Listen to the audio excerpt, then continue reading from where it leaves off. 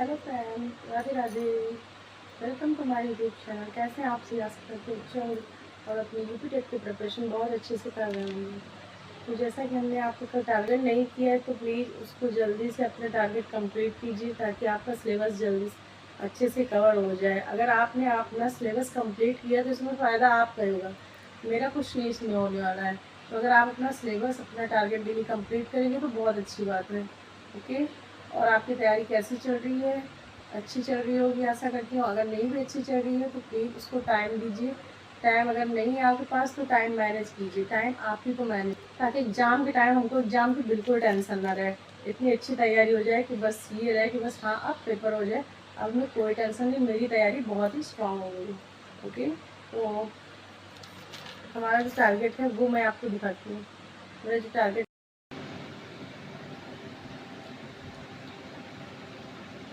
तो जो आज का हमारा टारगेट है 45 दिन के चैलेंज में, उसमें आज हमारा डे 12 है। ओके। हमारा 11 डेज कंप्लीट हो चुका है। ओके।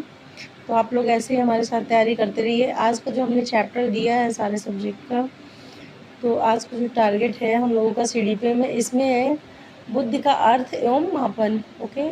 तो ये हमारा चैप्टर है बुद्धि का अर्थ एवं मापन।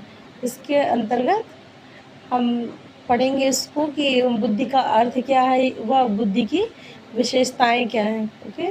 बुद्धि के बारे में जानेंगे और इनकी परिभाषाओं के बारे में कि बुद्धि के सीखने की योग्यता है। तो ये किसने कहा है? बकिंघम ने कहा है। वुडवर्थ के अनुसार क्या है? बुद्धि कार्य करने की शक्ति। ओके। तो इस प्रकार अनेक जो मनोवैज्ञानिक रहे हैं, इन्होंने बुद्धि पर अपनी जो परिभाषाएं दी हैं उनको अच्छे से पढ़ना है। ओके। और इनकी जो बुद्धि की विशेषताएं हैं इनके बारे में पढ़ना, जैसे कि बुद्धि एक जन्मजात शक्ति है जो वंशानुक्रम से प्राप्त होती है। ओके। ये बहुत ही इंपॉर्टेंट पॉइंट है और इसकी सारी विशेषताएं आप लोग इस चैप्टर से अच्छे से पढ़ लीजिएगा और इसके क्वेश्चन प्रैक्टिस कीजिएगा। ओके।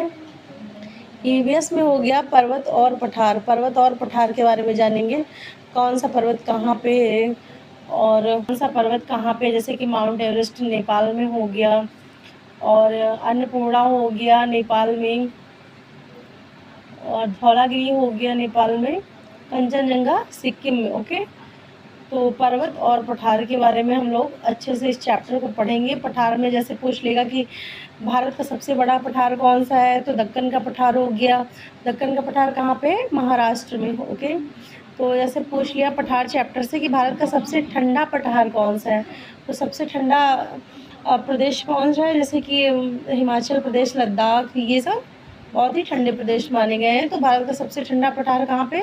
लद्दाख में। ऐसे आप इसको याद कर सकते हैं। ओके। तो EVS में पर्वत और पठार ये चैप्टर पढ़ना है और इसके क्वेश्चन प्रैक्टिस करने हैं। ओके। मैथ हो गया कंपाउंड इंटरेस्ट यानी कि चक्रवृद्धि ब्याज। ओके। तो इस कल हमारा था सिंपल इंटरेस्ट और आज हमारा है कंपाउंड इंटरेस्ट यानी कि चक्रवृद्धि ब्याज। तो पहले हम लोग सिंपल इंटरेस्ट कंप्लीट करेंगे, कल हम लोगों का हो गया, जिनका नहीं वो कर लें। उसके बाद फिर कंपाउंड इंटरेस्ट, ये चैप्टर जल्दी से फिनिश कर दीजिए, उसके बाद इसके क्वेश्चन की प्रैक्टिस कीजिए। ओके। और हिंदी में हो गया अलंकार। अलंकार कितने प्रकार के होते हैं या में जानेंगे। संस्कृत में हो गया सर्वनाम।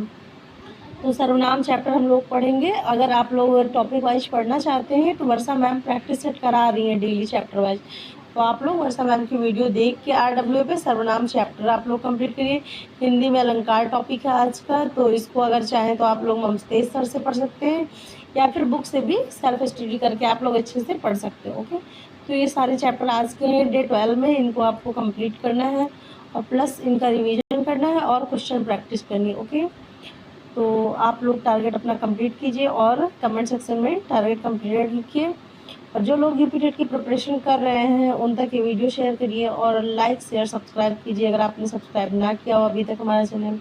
ओके। अगर आप कोई भी डाउट है यूपी टेट को लेकर, कुछ भी पूछना चाहते हैं तो आप लोग पूछ सकते हैं। Okay. Thank you. Radhe Radhe.